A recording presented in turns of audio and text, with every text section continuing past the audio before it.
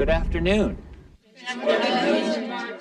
En esta clase vamos a hablar de diferentes tipos de medicinas y de las instrucciones a seguir para tomar un medicamento. Goals for the class. Objetivos de la clase. 1. Talking about medicine. Primero, hablar de las medicinas. 2. Instructions for taking medicine. Segundo, aprender instrucciones para tomar una medicina. In the last class, we were talking about Mark. What was Mark's problem? Juan? He was sick. He was coughing and sneezing. He had a fever. Yes, he was sick. What did Mark do about his problem? Yolanda? First, he called the advice nurse. What did the advice nurse say? Anna? She gave him some advice. He should drink a lot of fluids. He should rest, and he should take aspirin. Yes, she gave him some advice. Did Mark get better? Did he feel better? Vicente? No, he didn't. He felt worse. He wanted to go to the doctor. He called the doctor's office for an appointment. Yes, he called to make an appointment. What happened next? Vanessa. He talked to the receptionist. He made an appointment to see the doctor. Okay. Mark talked to the receptionist and made an appointment. So Mark is going to go to see the doctor. What do you think the doctor will say? Ricardo. I think the doctor will say Mark is sick. I think the doctor will give him some medicine. That's right. The doctor will tell Mark that he has a sinus infection, una infección nasal, sinus infection. Sinus infection. Sinus infection. Mark will need a special medicine from the doctor. He will need a prescription drug. Prescription drug. Prescription drug. Prescription drug. Medicina con receta médica. What is a prescription drug? Yolanda. It is medicine from the doctor. The doctor gives you a piece of paper.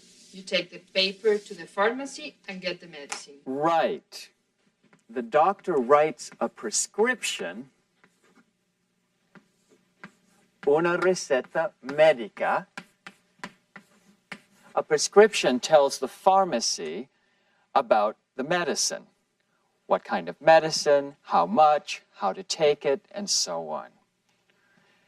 You need the prescription to get the medicine. This prescription is for antibiotics.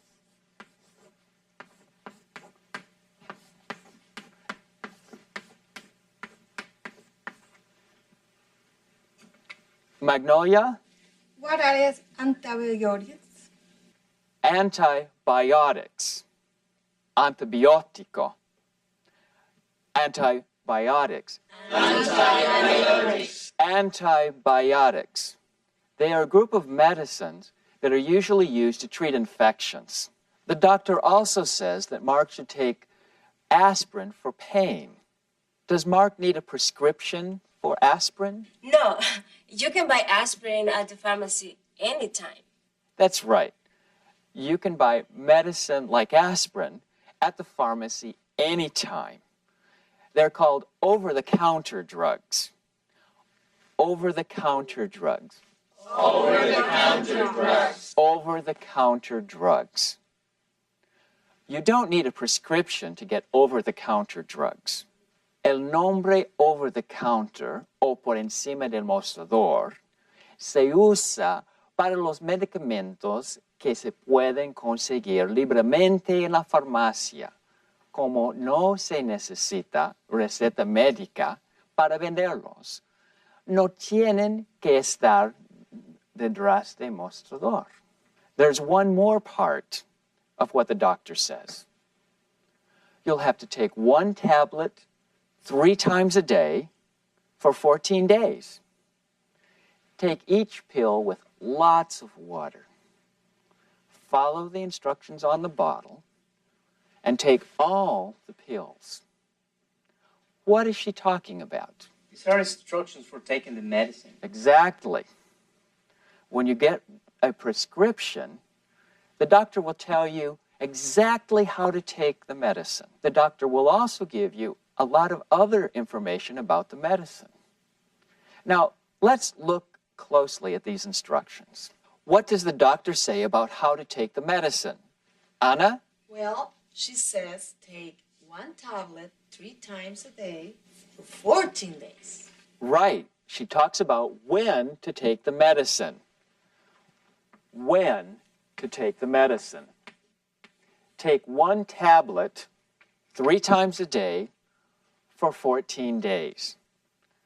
Tome una pastilla 3 veces al día durante 14 días. What else does she tell us? She tells how much to take, 1 tablet, and take all the pills. Very good. How much? She tells us how much to take. How much? Now, what about take each pill with lots of water? What is she talking about in this sentence? She's talking about the way to take it. Yes, the way to take it. Let's call that how. She's talking about how to take it. The doctor talk about the pill and tablets in the prescription. Are they the same thing? The doctor talks about pills and tablets in the prescription. Are they the same thing? Well, more or less. Pill is the more general word, and there are different types of pills. 2 common types are a tablet, pastillas, tablets, and capsules, cápsulas, capsules. The doctor here is talking about tablets, but she also uses the more general term pills. Okay? Yes. Okay. These are examples of the general types of information you'll find in instructions for taking medicines, both prescription medicines and over-the-counter medicines. When, how much, and how. You will also find these instructions on the labels of medicine bottles. Do you know any other words and phrases that tell you when, how much, or how? Anna? Sometimes I take over-the-counter medicines, and they said take 2 tablespoons or 1 teaspoon. Good. By Where do I put this? Is it how much, when, or how? how much? Right. It tells us how much medicine to take. Teaspoon, cucharita de té. Teaspoon. Teaspoon. Teaspoon. Tablespoon, cuchara grande. Tablespoon. Tablespoon. Tablespoon. Teaspoon and tablespoon are measurements for liquids or powders. Esas son medidas para líquidos o polvos. Can you think of other words or phrases? On Mark's prescription, it says take this medication on a full stomach. Should you eat before you take the medication? Yes, on a full stomach. On a full stomach. On a full stomach. Con el estómago lleno. You should eat before taking the medication. Where should I put this? When? When. Yes, that's right. Sometimes you shouldn't eat before taking a medication. How do you say that? Don't take on a full stomach. Yes, that's possible. But there's another way to say it. What is the opposite of full? For example, there's many students in this class. It's a full class.